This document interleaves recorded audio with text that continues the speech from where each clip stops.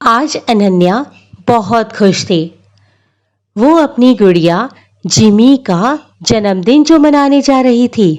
Jimmy के जन्मदिन के लिए उसने अपने आस पड़ोस की सभी सहेलियों यति, काम्या, पूजा, प्रिया, सानवी सभी को फोन पे इनविटेशन दे दिया था। वो एक एक करके सबसे फोन पर बात कर रही थी। देखो, आज मेरी जिमी का जन्मदिन है। तुम लोग ठीक 5 बजे अपने अपनी डॉल्स के साथ मेरे घर आ जाना। हम जिमी के जन्मदिन की पार्टी करेंगे और खूब मजा करेंगे। सारी सहेलियों ने भी उसके लिए सहमति दे दी थी। ठीक है अनन्या, हम ठीक 5 बजे तुम्हारे घर आ जाएंगे। उसके बाद उसकी सारी सहेलियां अपने अपने गुड्डे और गुड़िया को सजाने में लग गई थी, क्योंकि सभी चाहते थे कि उसकी डॉल बाकी सब की डॉल से सुंदर दिखे। अपनी सहेलियों को आमंत्रण देने के बाद अनन्या अपने पापा के पास गई और बोली, पापा, आज आप ऑफिस से थोड़ा जल्दी आ जाना और आते हुए मेरी जिमी के लिए एक अच्छा सा केक लेकर आना। और हाँ, वो केक चॉकलेट का होना चाहिए और उस पर हैप्पी बर्थडे जिमी लिखा होना चाहिए। पापा ने हंसकर अनन्या की तरफ देखा और बोले, ओके बेटा, ले आऊंगा। उसके बाद अनन्या एक व्यस्त महिला की तरह उठती हुई बोली, अरे उठती हूँ, अभी तो और बहुत सारे काम करने हैं। और ऐसा कहते हुए वो किचन में मम्मी के पास गई। तो मम्मी बोली, अरे आओ अनन्या, देखो मैं तुम्हारी शाम की पार्टी के लिए स्नैक्स तैयार कर रही हूँ। उम्मीद है ये तुम्हारे दोस्तों को बहुत पसंद आएंगे। और हाँ, तुम जरा सुनीता दीदी की सहायता से कोल्ड ड्रिंक्स को फ्रिज में रख दो, ताकि तुम्हारे दोस्तों के आने के समय तक वो थोड़ी ठंडी हो जाए और तुम्हें पीने में उसे अच्छा लगे। ओके मम्मा, और थैंक यू मम्मा, आपने इतनी सारी चीजें मेरी पार्टी के लिए तैयार की। आज पार्टी में बहुत मजा आएगा। तभी वहां उनके घर काम करने वाली सुनीता दीदी किचन में आई और उसने अनन्या के साथ मिलकर कोल्ड ड्रिंक्स को फ्रिज में रख दिया। फिर वे दोनों ड्राइंग रूम में गईं। वहां उन्होंने टेबल पर अलग अलग प्लेट्स में बिस्किट, नमकीन, मिठाइयाँ और जो मम्मी ने बनाए थे वो स्नैक्स सभी अच्छे तरीके से व्यवस्थित कर दिए। ऐसा करते करते उन्हें काफी टाइम हो गया था। फिर अनन्या बोली, अरे मेरी फ्रेंड्स आती ही होंगी, बहुत समय हो गया है, मुझे तैयार हो जाना चाहिए और जिमी को भी तो तैयार करना है अभी। ऐसा कहते हुए अपनी डॉल जिमी को उठाकर वो अपने कमरे में चली गई। जब वह अपने कमरे में गई तो बाहर से पापा की आवाज सुनाई दी, अरे अनन्या, देखो तुम्हारा केक आ गया है। लो, इसे फ्रिज में रख दो ताकि ये खराब ना हो। तब मम्मी बोली, लाइए ये केक मुझे दे दीजिए, मैं फ्रिज में रख देती हूँ। अनन्या तैयार हो रही है। अनन्या ने अपना बहुत अच्छा पार्टी गाउन निकालकर पहन लिया और उसने जिमी के लिए भी एक नई डॉल वाली चमकती हुई ड्रेस निकाली और उसे पहना दी। साथ ही में उसने जिमी को एक क्राउन भी लगाया और गले में एक छोटा सा टॉय नेकलेस। उससे जिमी बहुत सुंदर लग रही थी, बिल्कुल एक परी जैसी। थोड़ी ही देर में अनन्या की सारी सहेलियां अपने अपने गुड्डे और गुड़ियाओं को लेकर आ गईं। सभी छोटे छोटे बच्चे बहुत ही प्यारे लग रहे थे। अनन्या ने सभी का बहुत स्वागत किया। फिर उन सब ने मिलकर सबसे पहले थोड़े से बिस्किट, नमकीन और स्नैक्स खाए और साथ में कोल्ड ड्रिंक और जूस पी लिया। फिर थोड़ी देर में सभी गेम्स खेलने लगे। फिर रिया ने बोला, चलो डांस करते हैं। तो सुनीता दीदी ने म्यूजिक बजा दिया और सब बच्चे उस पर डांस करने लगे। सब खूब मस्ती कर रहे थे। तभी अचानक यति की तेज से आवाज आई, अरे रुको, मेरा ब्रेसलेट कहाँ गया? वो बहुत महंगा ब्रेसलेट था, मेरे पापा ने मुझे लाकर दिया था। सभी बच्चे बोले, तुम घबराओ मत यति, यहीं कहीं गिर गया होगा, हम सब मिलकर ढूंढ लेते हैं। तब यति बोली, नहीं, मुझे पूरा यकीन है, मेरा ब्रेसलेट काम्या ने ही लिया है। थोड़ा शोर सुनकर तभी अनन्या की मम्मी अंदर कमरे में आ गई और बोली, अरे बच्चों, क्या हुआ? तब यति बोली, देखो ना आंटी, मेरा इतना सुंदर ब्रेसलेट था और वो अभी मिल नहीं रहा है और मुझे लगता है वो काम्या ने ही लिया है।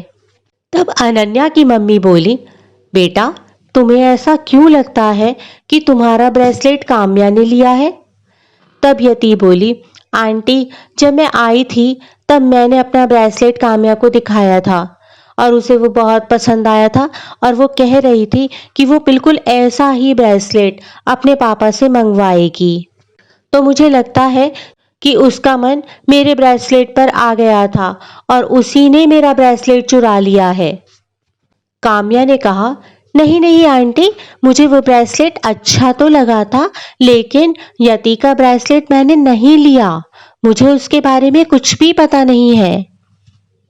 जब ये सब बातें हो रही थी तो अचानक अनन्या की मम्मी की नजर यति की डॉल की ड्रेस पर पड़ी, जिसमें यति का ब्रेसलेट अटका हुआ था। उन्होंने कहा, देखो बेटा यति, तुम्हारा ब्रेसलेट तो तुम्हारी ही गुड़िया के कपड़ों में अटका हुआ है। शायद खेलते हुए या डांस करते हुए तुम्हारे हाथ से वो गुड़िया के कपड़ों में अटक गया था और तुम्हें इस तरीके से काम्या पर आरोप नहीं लगाना चाहिए। अब तुम उसको सॉरी बोलो। अपना ब्रेसलेट देखकर यति की आंखों में एक चमक आ गई और उसने काम्या से माफी मांगते हुए कहा, काम्या, मुझे माफ कर दो, हमें बिना जाने बूझे, बिना सबूत के किसी पर कोई इल्जाम नहीं लगाना चाहिए, परंतु ब्रेसलेट खोने से मैं इतना डर गई थी कि मुझे और कुछ नहीं सूझा और मैंने गलती से उसके खोने का इल्जाम तुम्हारे ऊपर लगा दिया। तभी काम्या ने कहा, इट्स ओके यति, कोई बात नहीं, चलो केक काटते हैं। और सारे बच्चे सेंटर टेबल पर रखे हुए केक के इर्द गिर्द आ गए और वहां पर जिमी को और सब गुड़ियाओं को बिठा दिया गया। वो सब बहुत प्यारे लग रहे थे और उसके साथ साथ सारे बच्चे भी। सभी ने मिलकर केक काटा और उसके बाद स्वादिष्ट केक को खाया। अब शाम भी ज्यादा हो चुकी थी तो सभी बच्चे खुशी खुशी अपने घर चले गए। आज की हमारी कहानी है गुड़िया का घर। शाम के लगभग 3 बजे थे। रिंकू अपने घर के पिछवाड़े खड़ी थी। उसे अपनी सहेली नीलम की प्रतीक्षा थी, जो उसके साथ रोज खेलने आती थी। जल्दी ही नीलम आ गई। थोड़ी देर तो दोनों ने कंप्यूटर गेम खेले, फिर दोनों ने निश्चय किया कि चलो डॉल हाउस बनाते हैं। नीलम ने सामान इकट्ठा किया और रिंकू घर में से अपने ढेर सारे खिलौने उठा लाई। डॉल का घर बनाया जाने लगा। 3 कमरे बनाए गए, उनमें से एक ड्राइंग रूम था। ड्राइंग रूम में एक छोटा सोफा रखा गया, एक मेज पर सुंदर सा गुलदस्ता सजाने के लिए और फिर सोने का कमरा बनाया गया। गुड़िया को पलंग पर लिटा दिया गया। उसके पास एक अलमारी और कुछ किताबें रखी गईं। किचन में ढेर सारे बर्तन इधर उधर बिखेर दिए गए। एक काम वाली आंटी, उसको भी तैनात किया गया। घर के मुख्य द्वार पर एक कुत्ता बिठाया गया। फिर दरवाजे से कुछ दूर सड़क बनाकर उस पर इधर उधर मोटरें, बसें, पैदल चलने वाले ट्रक और अन्य यात्री खड़े कर दिए गए। बस हो गया डॉल हाउस तैयार। घर बनाने में दोनों सहेलियां इतनी व्यस्त थीं कि उन्हें समय का ध्यान ही नहीं रहा। जब उन्होंने ध्यान दिया तो देखा कि पड़ोस के मकान में खड़ी मोना उन दोनों को देख रही है। शाम ढलने लगी।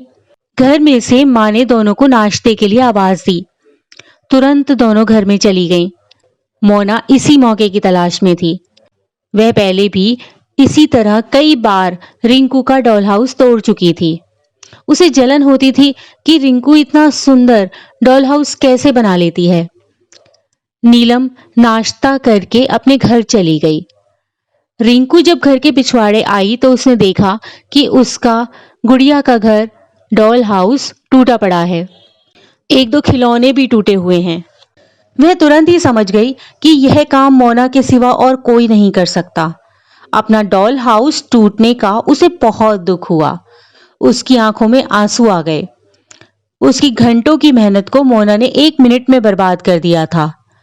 उसने गुस्से में निश्चय किया कि वे मोना से इसका बदला जरूर लेकर रहेगी। अगले दिन मोना सुबह से ही अपना डॉल हाउस बनाने में व्यस्त हो गई। रिंकू ने जब मोना को डॉल हाउस बनाते हुए देखा तो उसने तय कर लिया था कि वह मोना का यह डॉल हाउस जरूर तोड़ेगी और उससे बदला ले लेगी। मोना कई घंटों तक अपना डॉल हाउस बनाने में व्यस्त रही। उसके पास उतने अच्छे खिलौने नहीं थे जितने रिंकू के पास थे, इसलिए उसका डॉल हाउस रिंकू के डॉल हाउस के मुकाबले में कम सुंदर था। वैसे मोना ने बड़े चाव और लगन से वह घर बनाया था। घर बनाने के बाद वह अपने घर चली गई। घर के अंदर जाते ही रिंकू चुपके से मोना के घर के आंगन में आई और उसका डॉल हाउस तोड़कर तुरंत अपने घर वापस चली गई। रिंकू समझ रही थी कि ऐसा करने से उसका कलेजा ठंडा हो जाएगा, लेकिन भला चोरी से किसी की मेहनत बेकार कर देने के बाद किसी को प्रसन्नता होती है क्या? रिंकू की उलझन इतनी बढ़ गई कि दोपहर को उससे खाना तक नहीं खाया गया। वह अपने मम्मी पापा के साथ खाना खाने बैठी तो एक भी कौर उसके गले से नहीं उतरा। मम्मी ने पूछा, क्या बात है रिंकू? पर वह चुप रही। मम्मी ने सोचा शायद धूप में देर तक खेलने के कारण रिंकू सुस्त हो गई है। वह रिंकू को अपने कमरे में आराम करने के लिए लिटा गई, पर रिंकू तो मोना और उसके डॉल हाउस के बारे में सोच रही थी। मोना का डॉल हाउस तोड़कर उसे बहुत ग्लानि और दुख हो रहा था। वह सोच रही थी, क्या हुआ मोना से अगर मेरी नहीं पटती तो? और फिर बुरे के साथ बुरा करने का भी तो कोई फायदा नहीं है। ऐसे तो बुराई और बढ़ती ही चली जाएगी। हम दोनों में से कोई भी अच्छे से नहीं खेल पाएगा। इसी सोच विचार में रिंकू काफी देर तक करवटें बदलती रही। उधर मम्मी और पापा खाना खाने के बाद अपने कमरे में सो गए। घर में सन्नाटा था। रिंकू धीरे से अपने कमरे से निकलकर मोना के घर के आंगन में गई। अभी भी मोना के घर का पिछला दरवाजा बंद था। मोना का उजड़ा डॉल हाउस मानो रिंकू को घूर रहा था और कह रहा था कि तुमने यह ठीक नहीं किया। रिंकू को लगा जैसे डॉल उससे कह रही हो कि तुम्हें मेरा घर तोड़कर क्या मिला। रिंकू ने तुरंत ही डॉल को प्यार से उठाया, उसकी धूल झाड़कर बहुत देर तक उससे बातें करती रही। मोना कभी सोच भी नहीं सकती थी कि रिंकू उसका डॉल हाउस उजाड़ सकती है। यह एहसास रिंकू को बहुत शर्मिंदा कर रहा था। रिंकू समझ नहीं पा रही थी कि अपने किए हुए का प्रायश्चित वो कैसे करे। बहुत सोच विचार करने के बाद रिंकू के दिमाग में एक तरकीब आई। उसने निश्चय किया कि मोना का डॉल हाउस वह अपने खिलौनों से बनाएगी और उसे खूब सजाएगी। वह तुरंत अपने घर के पिछवाड़े आई और खिलौने लेकर मोना के घर के आंगन में पहुंच गई। पहले उसने बड़ा सा एक आंगन बनाया, ड्राइंग रूम बनाया, सोने का कमरा बनाया और किचन। सब कुछ वैसा ही जैसे पहले दिन उसने और नीलम ने अपने लिए बनाया था। एक कुत्ता भी घर की रखवाली के लिए तैनात कर दिया गया। रिंकू अपने काम में इतनी व्यस्त थी कि उसे समय का अंदाजा नहीं रहा। यहाँ तक कि उसे मोना के वहां आने की आहट तक भी सुनाई नहीं दी थी। जब मोना ने अपने घर का दरवाजा खोला तो देखा कि रिंकू उसके डॉल हाउस के पास कुछ कर रही है। यह देखकर मोना को बड़ा आश्चर्य हुआ। उसका आश्चर्य तब और भी बढ़ गया जब उसने देखा कि रिंकू अपने खिलौनों से उसका डॉल हाउस बना रही है। मोना सोचने लगी कि उसे जब भी मौका मिलता है तो वह रिंकू का डॉल हाउस तोड़ आती है, और एक रिंकू है जो अपने ही खिलौनों से उसका डॉल हाउस सजा रही है। अब मोना को अपने किए पर पछतावा हो रहा था। वह नाहक ही हर किसी से लड़ती रहती थी और चिढ़ती रहती थी। इसी बीच आहट पाकर रिंकू ने पीछे देखा। इससे पहले कि मोना कुछ कहती, रिंकू ने कहा, मोना, मुझे माफ कर दो। दोपहर में मैंने ही तुम्हारा डॉल हाउस तोड़ दिया था।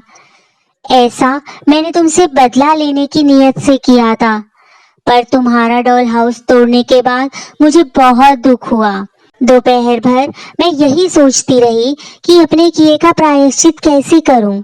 इसलिए मैंने तुम्हारा डॉल हाउस फिर से बना दिया है।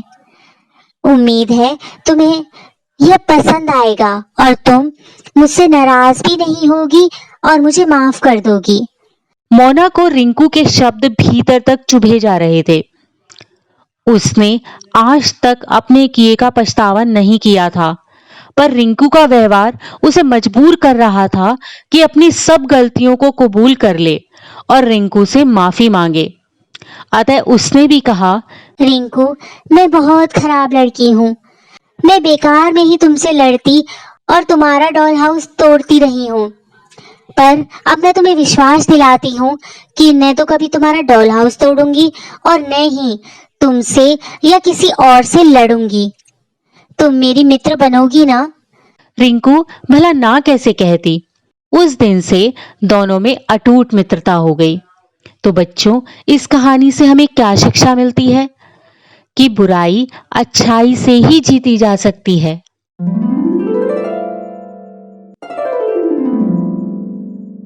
रिया अपने भोले से प्यारे प्यारे मुखड़े को अपने नन्हे नन्हे घुटनों पर रखे उदास बैठी थी। उसे अपनी गुड़िया मैरी की शादी करनी थी। सबकी डॉलों की शादी धूम धड़ाके से हो चुकी थी। कल अनन्या की डॉल का भी विवाह हो गया था। मोहल्ले में केवल रिया की ही डॉल रह गई थी जिसकी शादी नहीं हुई थी। पर वह क्या करे? वो सभी लड़कियां जिनके पास गुड्डे थे, अपनी गुड्डों की शादी में 10 रुपए कैश, 2 चॉकलेट, 2 डब्बे बिस्किट और सारे बारातियों के लिए एक एक बलून मांग रही थीं। उससे कम के लिए वो राजी ही नहीं थी। बड़ी मुश्किल से सुनीता अपने गुड्डे की शादी 8 रुपए में करने के लिए राजी हुई, लेकिन बाकी सारी मांगे बिल्कुल वैसी ही थीं। उसे वो सब कुछ चाहिए ही था। आज मौसम बहुत अच्छा था। हल्के हल्के बादल आ गए थे। खिड़की के बाहर तितलियां उड़ रही थीं। चिड़ियों की चहचहाहट भी हो रही थी। लेकिन ये सब रिया को बिल्कुल अच्छा नहीं लग रहा था। कैसे हो, इसी हफ्ते उसे अपनी डॉल मैरी का विवाह जो करना था। तभी उसे प्रिया आती हुई दिखाई दी। उसके हाथ में कुछ था। आते ही वह रिया से बोली, अरे रिया, तुम इतनी उदास क्यों हो? रिया मासूमियत से बोली, उदास न हो तो और क्या करूं? देखो ना, आस पड़ोस में सबकी डॉल्स की शादी हो गई है, बस एक मेरी मैरी ही रह गई है। तभी प्रिया हंसी और बोली, अरे तो तुम भी उसकी शादी कर दो ना, इसमें क्या प्रॉब्लम है? रिया ने बहुत ही गंभीरता के साथ कहा, पर कैसे करूं, मेरे पास इतने पैसे नहीं हैं। प्रिया बोली, तो तुम अपने पापा से मांग लो ना, वो तुम्हें मना थोड़े ना करेंगे, इतने पैसे तो वो तुम्हें दे ही देंगे। वो क्या तुम्हारे लिए इतना भी नहीं कर सकते? तभी रिया बोली, नहीं प्रिया, ऐसी बात नहीं है। इतनी महंगाई में मैं पापा पर ऐसे इस तरीके से और बोझ नहीं डाल सकती।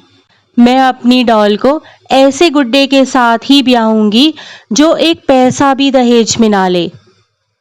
रिया ने किसी बूढ़ी अम्मा की तरह हाथ हिलाया। तब प्रिया बोली, तब तो हो चुकी तुम्हारी गुड़िया की शादी। अच्छा, अब मैं चलती हूँ। मुझे आज मम्मी पापा सर्कस दिखाने ले जा रहे हैं। स्कूल का काम भी निपटाना है। पर रिया सोचती हुई वहीं खड़ी रही।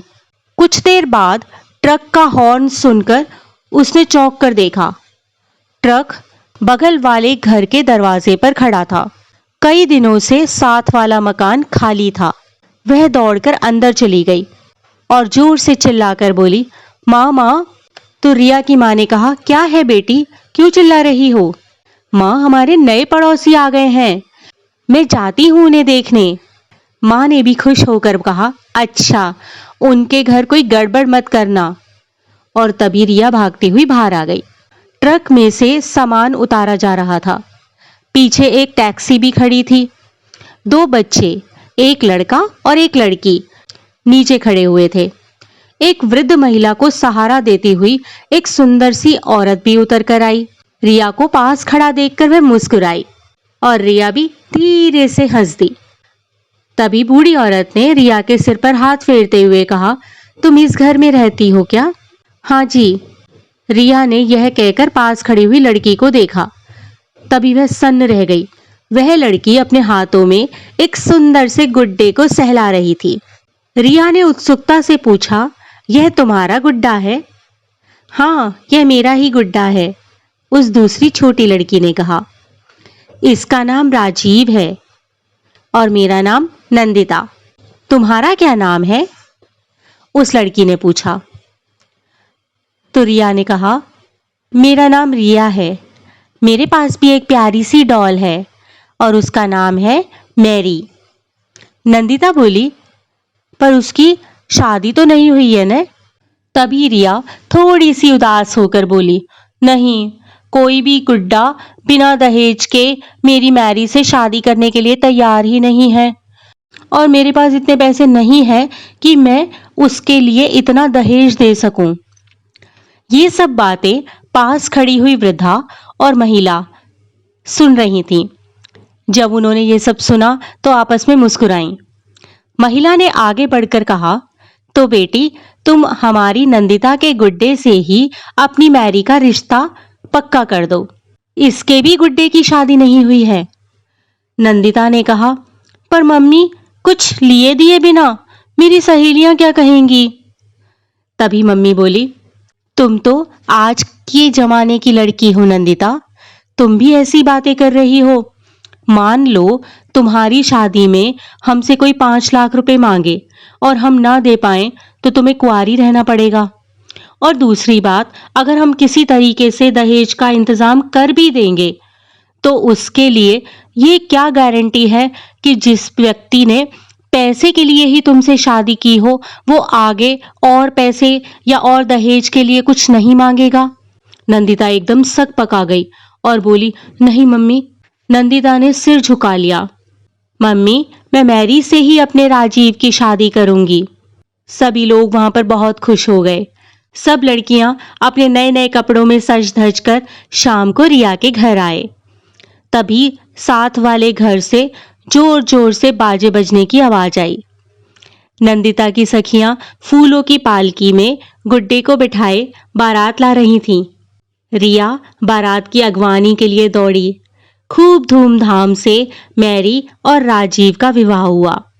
सब लड़कियां चकित थीं कि बिना दहेज के नंदिता ने अपने इतने प्यारे गुड्डे को रिया की गुड़िया मैरी के साथ कैसे विवाह कर दिया। आज रिया की गुड़िया चली गई थी, लेकिन वह बहुत खुश थी। तो आप लोगों को इससे क्या सीख मिली कि दहेज लेना और दहेज देना दोनों ही सामाजिक बुराइयां हैं। उन्हें जड़ से खत्म करने की आवश्यकता है।